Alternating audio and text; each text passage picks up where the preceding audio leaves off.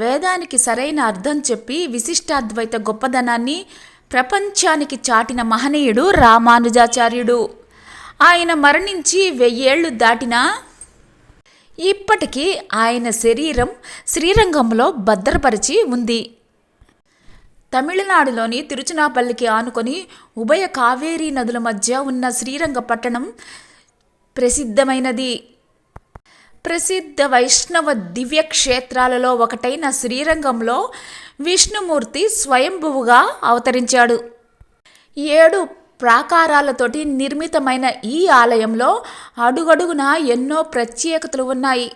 వాటిలో ముఖ్యంగా చెప్పుకోదగ్గది శ్రీ రామానుజాచార్యుల వారి శరీరం.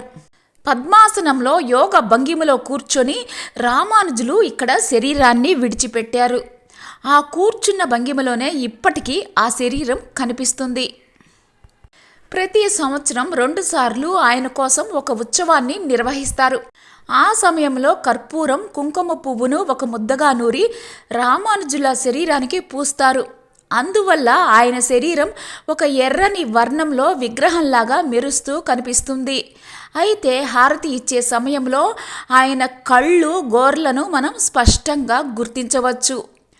కుంకుమ పువ్వు లేపనాన్ని అక్కడ అద్దకపోవటం వల్ల హారతి వెలుగులలో అవి మరింత ప్రకాశవంతంగా కనిపిస్తాయి.